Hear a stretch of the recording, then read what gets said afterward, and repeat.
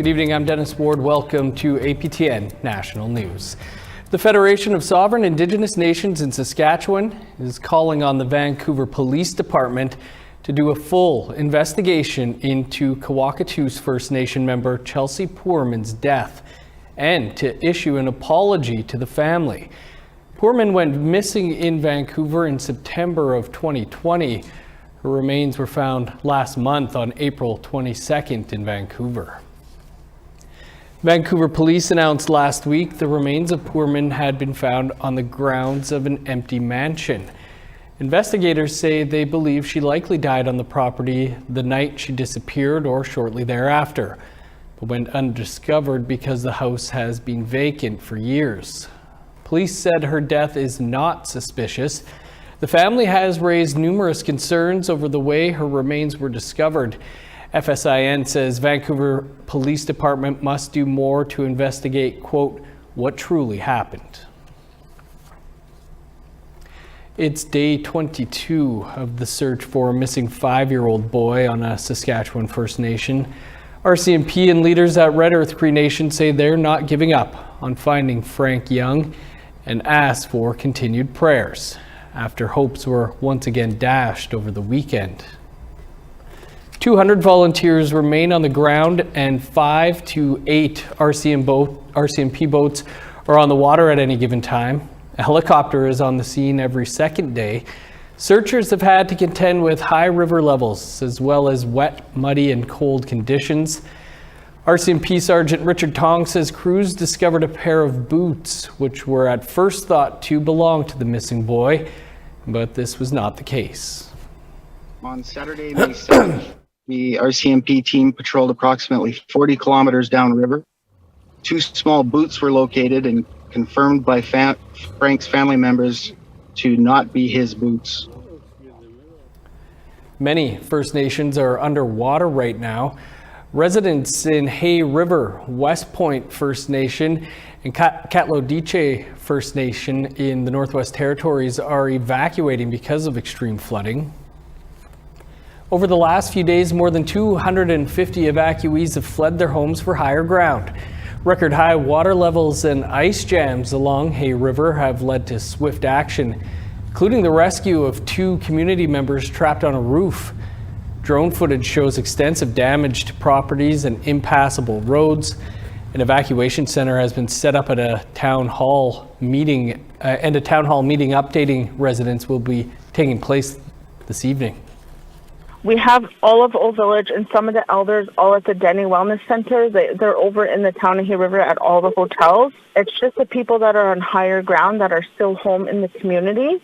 So we're sending them, to families' homes or to the wellness center. Some of them are in town. They don't have no cooking places. So they're basically, all the logistics are working on, to, help them with some food. So we're working on all of that. Over to northern Alberta, where hundreds have also been affected by flooding. Some members of the Dene Ta First Nation have been evacuated from the community of Chate, just 3 hours south of the Northwest Territories Alberta border. According to the Dene Ta Facebook page, roads are quickly deteriorating. A nearby reception center has been set up for evacuees and some temporary flood mitigations like tiger dams have been implemented. Saskatchewan and Fort Albany First Nations in Ontario have also been evacuated to other communities because of flooding. The 2 communities have evacuated hundreds of members to various communities around northern Ontario, including Thunder Bay. Indigenous Services Canada says the Canadian Armed Forces will support the evacuation of First Nation communities impacted by spring flooding along James Bay and Hudson Bay, including Saskatchewan, Fort Albany, and Attawapiskat. NDP MP for Timmins James Bay, Charlie Angus, asked in the House of Commons when residents will be permanently moved to a safer location, as was agreed to in 2019. People in Saskatchewan and Fort Albany were scrambling to get planes in order to get families to safety. Now, the government knows that the dike wall is at risk of a catastrophic failure, and yet every spring they gamble with people's lives. An agreement was signed to move the people to higher ground, and yet they are still in the floodplain. So my question to the minister is simple. When will the people of Saskatchewan be moved off that floodplain and moved to a safe and secure future? Now, Indigenous Services Canada says they are working along with Ontario to identify and transfer provincial lands to Canada for a future relocation. Meanwhile, in Manitoba, nearly 1,900 residents of Peguis First Nation have now been evacuated with more rain in the forecast. In other news, the Governor General has returned home.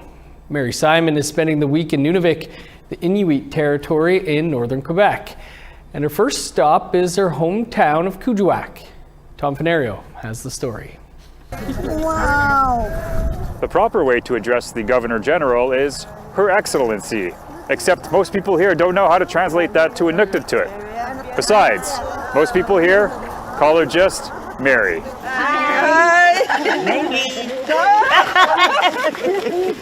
Simon was the recipient of a hero's welcome from friends and family. I'm married to her brother, Johnny May. Mary was my very best friend as we were growing up. And when me, I never expected she would come up that high, but she did. I'm so proud of her. Yeah, and we miss her though. Rangers, order, arms! There was also some pomp and circumstance, northern style, with the Canadian Rangers serving as a guard of honor. Earlier in the day, Simon met with Nunavik leaders. It's really great to be here. I can remember, I always tell Whit that I don't get excited hardly ever. I'm sort of on an even keel. But when we were about to land here yesterday, I was thinking of my early childhood when I was a young teenager, especially after we were at the camp on the George River. We would be coming here and we would be so excited we were almost squealing. So I kind of felt like that yesterday. Pita Atami is the president of the Makivik Corporation, the body that represents Nunavik's interests. Atami used the occasion to speak on how Quebec is holding up Inuit self-determination. Being in Quebec, we've had issues. We're still hoping that Quebec will name a negotiator to the self-determination file. Canada is on board. Simon says she recently met with Quebec Premier François Legault, and he not only promised to appoint a negotiator, but to build a much-needed hospital in Nunavik. A hospital where they can actually do surgery. Because right now everybody has to be shipped out for any major operation. Simon's visit will also include stops in Kangassujuaq, and Nugjuaq before ending on Friday. Tom Fenario, APTN National News, Kuujjuaq, Quebec. Thanks, Tom. We have to step out for a quick break, but there's much more to come. Stick around.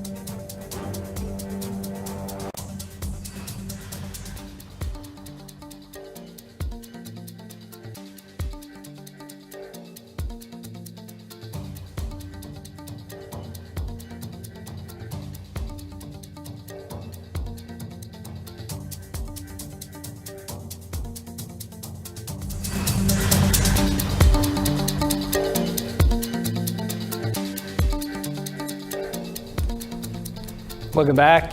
Yet another report has been released that describes systemic racism and violence against women in the RCMP. Misogynistic, racist, and toxic. This is how the Canadian Feminist Alliance for International Action report, released Monday, describes Canada's Mounties. Previous reports have also found a similar culture within the RCMP. Here's what NDP MP Leah Gazan had to say on Tuesday. The findings are there.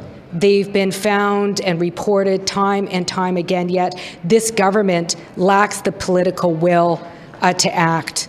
If this government is serious about addressing systemic racism in policing, they have the answers. Now it's time for them to immediately act to save lives. According to that new report, the evidence of systemic discrimination and violence against women perpetrated by the RCMP is shocking, and it is growing. Pam Palmater is a co-author of the report, and she joins us now. Pam, thanks for being with us. Thank you for having me. What were some of the things that stuck out for you when preparing the report on the toxic culture of the RCMP? Well, when we were doing the research, we expected to find some similarities and some trends, but not to the extent that we did find. Like, every single report identified sexualized violence and racism in the RCMP.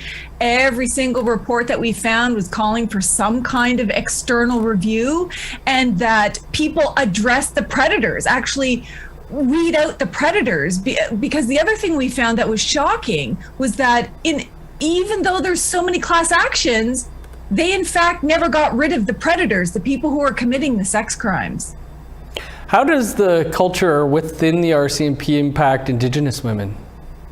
Well, think about it on two fronts. So within the RCMP, you've got some Indigenous women who are RCMP officers or contract staff, for example, and they were specifically targeted by RCMP officers, some of them presuming that they might have been abused when they were younger, so they'd be easier to target. And then think about Indigenous women and girls outside of the RCMP. And we know that the RCMP is the majority policing force of First Nations, for example. Not only have they fallen down on investigating murdered and missing Indigenous women and girls, but they themselves have been engaged in acts of violent sexual assault against Indigenous women and girls with almost complete impunity. There's like no recourse for Indigenous women. As you mentioned, there's been numerous reports, class action lawsuits over the years. What's it going to take for there to be change within the RCMP? Well, I think that's the key question, right? Because all of this that's happening in the RCMP amounts to an abuse of power. For racial motives, sexual motives, whatever it is, it's an abuse of power. So you have to look at who has power over the RCMP, right? And this is the federal government. The federal government is the one that's tasked of making legislation, making regulations, overseeing its own institutions, and they've failed to step up and do that. So what we were trying to do is synthesize all of these reports, show Canadians that this isn't just about statistics, this isn't just about hiring practices. This is about real sexual violence, physical harm, and long-term mental trauma to thousands and thousands of women across the country, and they have a legal obligation to stop it. As you say, politicians, including the minister in charge, say there is no place for the behaviors you described in the report and promised reform. What could they be doing?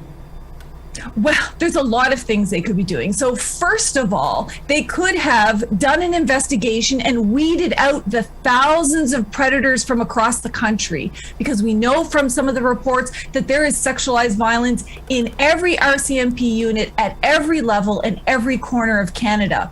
They focus more on their public image, according to the Auditor General, and settling these claims than they have on weeding out the predators. If they did that, that alone would have a significant impact. But they also have to look at how they do policing, where they do policing, and truly independent oversight, because we don't have that now. So those kinds of things would go a long way towards ending the violence. Pam, we'll have to leave it there, but important report. Appreciate you speaking with us about it. Thanks for covering it. To Iqaluit now, where the city has received a report from engineers outlining exactly what went wrong late last year when fuel was discovered in the city's water supply. As it turns out, the culprit was exactly what they thought it was. Early into the investigation, the city identified an old fuel tank that was buried full of fuel next to the water treatment plant. The engineers confirmed that abandoned tank was the source of fuel in the drinking water that left Iqaluit without tap water for nearly 2 months. Iqaluit's mayor is still calling for a third-party review of the entire response, including the government of Nunavik. And then hopefully the outside independent third-party review of the entire event can happen. Something I still feel very firmly about. We need to do that and make sure that whatever errors were made, if there were errors made, and how to avoid these things in the future. Residential school survivors from Muscowin First Nation in Saskatchewan would like the Pope to visit them. But as APTN's Leanne Sanders tells us, they will have to wait to hear if he will make a stop in their community this summer. The Federation of Sovereign Indigenous Nations held a news conference yesterday calling on the Pope to visit the last standing residential school in Saskatchewan that just closed its doors in 1997. Archbishop Don Bolin of the Regina Archdiocese, who was part of the conference, says the delegates who traveled to Rome and got to hear the Pope speak firsthand described his apology as transformative. It's been said over and over again, the Truth and Reconciliation final report says apologies are not an end point but a starting point, and so that the assistance of the Pope in moving us to those next steps is really important. Survivor Roland Desjardins spent 8 years in the school and wanted Archbishop Bolin to see the school and grounds where he describes doing child labor. Well, many of us were on our knees for hours and hours in those gardens, picking bugs and spraying bugs and hoeing potatoes or hilling potatoes, and it was some sort of an experience that we can't forget. On the right-hand side over here, by the old building over there, there was a barn over there, and where all the animals were, and many of us got punished over there. We went up into that loft and we came down limping and crawling. Archbishop Bolin says he just returned from Rome, where he says the Pope is in poor health. Bolin believes he may only visit a few Canadian sites this summer.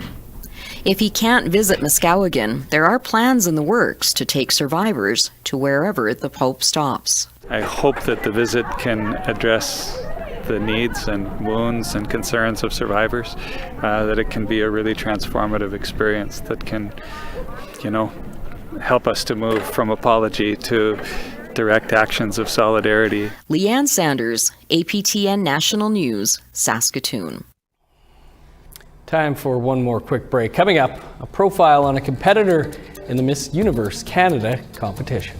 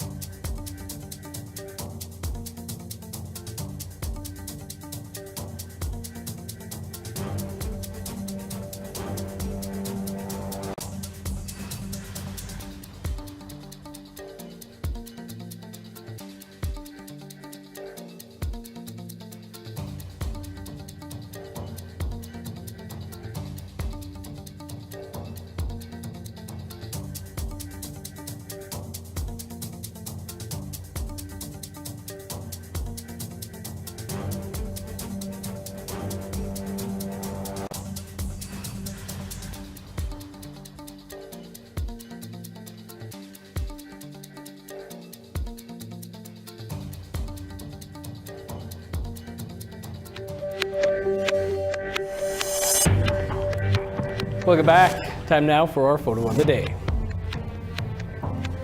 This amazing photo of the Northern Lights was taken by Iris Flatt.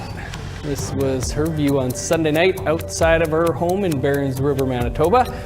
Thanks for sharing, Iris. If you have a great photo, send them to us by email to share@aptn.ca. The opportunity to be featured as our next photo of the day. Now let's take a look at Wednesday's weather forecast. Starting on the East Coast, 16 and sunny for St. John's, 23 in Fredericton. +2 with rain in Kuujjuaq, 13 in showers in Nain. 26 in Montreal, rain, and 23 in Chibougamau. Showers and 20 in Sault Ste. Marie, 26 with rain in North Bay. Sun's out and 18 for Thunder Bay, 17 in Sioux Lookout. 12 with showers for God's Lake and Puckatawagan. 16 in Winnipeg, Gimli, and Dauphin. 14 with showers in Regina, sunny, and 20 for Saskatoon. 14 with rain in Buffalo Narrows, 17 for Meadow Lake. A rainy day in northern Alberta, 13 in High Level, 14 for Grand Prairie. Showers and 16 in Edmonton and Lethbridge. Rain and 14 for Vancouver, 17 in Kamloops. 12 with showers for Prince George, 10 and rain in Smithers. +8 for Old Crow, 1 degree warmer in Whitehorse. 6 with snow in Yellowknife, 8 and snow in Norman Wells. -4 for Sax Harbor, +2 in Paulatuck. -3 in Chesterfield, +1 with snow in Arviat. -2 in Resolute, 6 below in Iqaluit.